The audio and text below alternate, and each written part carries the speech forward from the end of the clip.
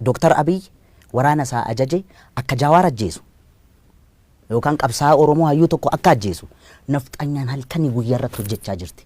Abiy Ahmad karaa sirriirra hin jiru dogoggora guddaa hojjechuu jiru warra hin jiru. Amma sirriirra hin jiru. Inni Oromoodha. Harki isaa dhiiga Oromootiin xuraa'uu hin qabu. Oromoon Oromoo irratti dhukaasuu arguu irra caala. Du'a wayya beektaa warri obbaafate warri du'e kun obbaafate. Warri dhumeen waan nu warra jiru lubbuudhaan jiru warra kana laalaa jirudha beektaa. Oromummaa keessi jibbisiisa beektaa. Namummaan Dr. Abiy isa biteera naan jedhe inni faddaala ture jidduutti anummata kiyyaaf qaalii beektaa. Garuu immoo mootummaan Dr. Abiy ana bituu hin danda'u. Biltsiginnaani gadi baanii Haacaaluu binnee turre agriimantii akkasii waliin qabna akka inni afaaniin hin dubbanne kana goone irra jedhanii gadaa baanii haa dubbatan. Ololli kun eessaa kaate beektaa warruma qaama mootummaa keessaa baate. Maal kaayoon istuuf jirtu? Ka mormu keessas hin jira ka biyya bulchuu keessas hin jira. An kana sirriitti quba qaba beektaa. Carra qabeessas waan an ta'eef malee nan nyaatama ture. Haacaaluu Oromoo isaati amma bilisoome. An bilisoome hin jenne. Bilisoomne miti hin jedhe. Cunqursan mallee hin jira. Oromoo cunqursaa jira. Dr. Abiy Ahmad gaaffii Oromoo hin deebisne waan tokko. Saayikooloojii Oromoo hin eegne waan tokko. Miidhama Oromoo irratti hundaa'ee fedhiif dantaa Oromoo hin eegsisne waan tokko. Inni Oromoo miti waan biraati. Jaal Daawud Ibsaan bara hooggansasaa addi bilisummaa uummata Oromoo waggaa 10 fi 15 keessatti lolee lolchiisee Finfinneen geenye waan tokko. Gansa adda bilisummaa Oromoo 4 kiiloon seenne waan tokko. Jaal Daawud Ibsaa nama qabsoo Oromoo keessatti umurii isaa fixeen garuu Fireew Maashoo Gidee jedhanii Tigiree gochuu waan bira. Gadi bahee an Oromoo miti yoo jedhe okay. Inni Oromoo miti namni jedhu sun. Inni Oromoo ta'uusaa maaliin nu ibsa? Ulfitti wareegameeti. Daa'imni waggaa 10 snaayipariidhaan mataan irraa faca'eeti. Waan an gammachuu qabu sitti fakkaata. Oromoon du'aa jira. Inumaayyuu waa tokko sitti bara wayyaaneen jirtu sana Oromoon du'uu kun dhageettii qaba ture. Amma dhageettiin qabu beektaa. Maaliif seete? Nutu wal ajjeesaa jira. Siyaasa keessatti naan jedhan. Diinni dhaabbataa fi firri dhaabbataa hin jiruu naan jedhan. Dr. Abiy sirrii dhaaree hin jedheen attam jennaan isa nafxanyaa faana isa hamannu kun hin jedheen. Nafxanyaa waliin ta'ee dantaa Oromoo kana nafxanyaaf dabarsee kennuu fi nafxanyaa waliin hojjeta.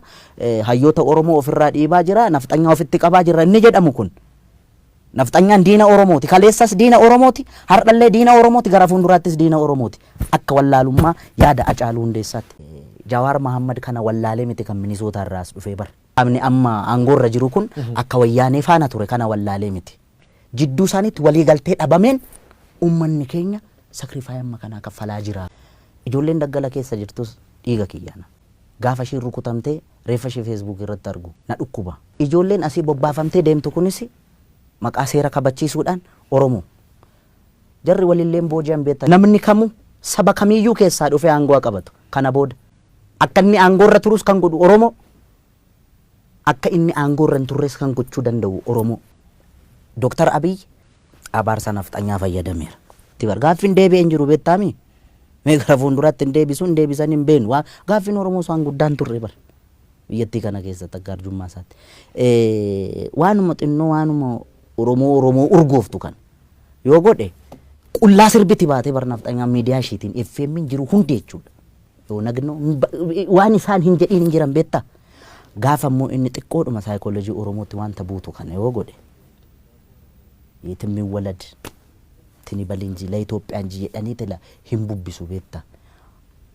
Maal dookumantariin irratti hojjechaa ooluu miti. Farda siidaa hatani siidaa dabaleen sooree erga nu daangeessanii barri turee bubbulee. Fardi siidaa dabalee sun farda Minilik irra taa'ee kunoo amma suura ka'e san. Farda hatame beektaa. Eentaati? Namicha nami hattuu humnaan qotee bulaa irraa fudhate beektaa. Ijoollee Arsadii promotion ka jedhaman bolaa sadan tokko jira siisaay bulbulaa. Waggaa 8 dura sochii hamaa gaggeessaa turan kitaaba isaan barreessan irratti arge beekte. Siidaa dabaleen kun nama galaan. Farda isaa kaalchoo fi garbuu qallabaa ture gorroo jalatti. Oromoon sangaa fardaa isaa maal godha beektaa? Guyyaatti yeroo 2 dhiiqa beeke naannoo keenyatti farda goojeedhaaf lolaaf itti qophoofsitu kan leenji'amu. Garbuu nyaata gorroo jala hidhame. Namichi kun gaafa farda taphatu beekamaa ta'e odeensii qaba beektaa. Akka kitaaba sanarra jedhutti seenaani.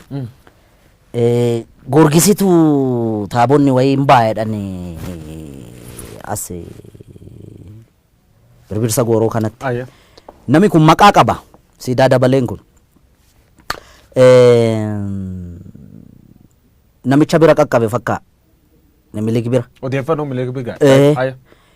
waa maatiin haa taphatu jedhame inni farda isaa miicee maaloo jedhee bareechee galaan irraa sakaraa dhufe beetta sakaraa dhufe goojirra mul'ate na dhadha'u kana argee nugusni taa'ee argaa ture harkaa fuudhaa jedheen irraa bute beetta waametu farda akkasii kun mootiif malee nama teebula akka keetiif hin ta'u isa jedhanii nu abaaran sana jettaa mire jedheeni harkaa fuudhee siidaa dabaleen boo'aa deeme kanaaf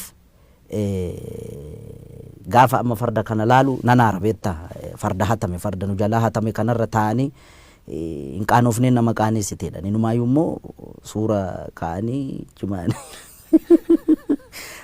dhaloonni kun waa'ee farda kanaa gaafachuu qaba barbaachisaa taanaan beetta fardi abbaa qaba beetta warri miliki leellisu ka fardi kasaati jedhu maal jettaan fardi kasaati inni fardumisaatiin dhufee no inni calqaba harree yaabbatee dhufe gara oromiyaa gaafa seenu seenaa jedhaa bara caaluu miti kan jedhu seenaan immoo rirmi nyaatu beetta seenaan seenaadha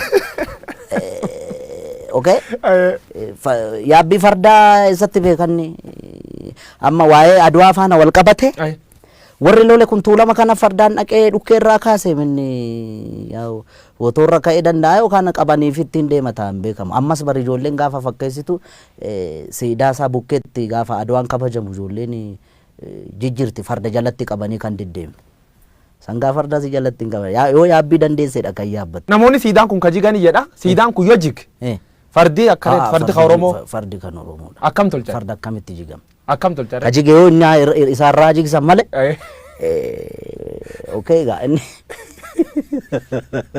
walumaa galattan fardi abbaaf deebi'uu qaba inni dhaloonni hin deeffata baay'ee anaaf sirratti hin ta'in malee inni waan hin oolle beetta waan amma Ameerikaa kana keessatti ta'aa jiru beettaami biyya qaroomte biyya guddatte yakkamaa beeki Minilik siif yakkamaa moo oh my god ani inni gaa reeffaa miiramma ekeraadhanni jechuun seenaa rirmi nyaatu siin jedheera seenaan immoo dhugaa kan sobaa jedhu kan dhugaa jechuun akkamitti namni kana na godheeredhe sobaan si himata nama lubbuudhaan hin jirre aannolee irratti kana godheera calanqoo irratti kana godheera gaafa jedhamu aboo bara sana inni barkanaan mallatteessa jedhan warri harkaan mallatteessu warri maastarsaa fi digirii fi PhD qabu bara mallee ulfajjeesaa jira beettaami inni bar sanatti doofummaa sanaan harma yoo mure harka yoo mure maalin tiniga doofaa waan ta'eef miti qotee bulaarra kan farda hatu kan farda saamu walumaa galatti yakkamaan beeta mangisti keettee Oromoon lolti wanni isa kasiidaan isa beeta mangisti kan palaasi mootummaa keettaa sun akkamitti ilaaltate maltee fi wanni sun rifadheeraan maaliif seete tokkoffaa ekeraa achi keessatti yaadannoo ekeraayyuu gochuun sirrii miti nama intini nayyaaddaaf wanni maaliif seete warra achi keessatti suurri isaanii bocame hundi garaagarummaa amma uumame sabaaf sablammii biyyattii kana keessatti roorroon ammallee hiikkaan arganne bar yakka isaan raawwatanii ni beetta okay dhimma godheef isatu beeka waan godheef garuu akka kiyyaatti ta'uu malle maaliif nama harki dhiigni ummata qulqulluu harka jiru ekeraa akkamitti yaadannoo gootee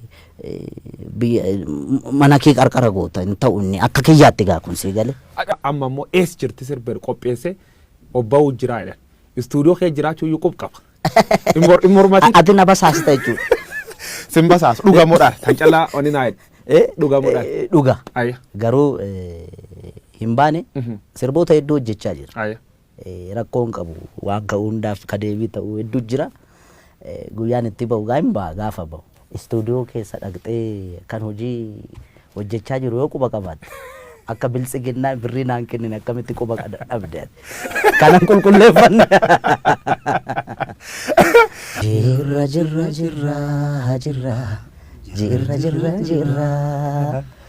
jirra bullee barii arguuf garaa nu bal'ise yaa nuyi yaa waa irraanfachuuf.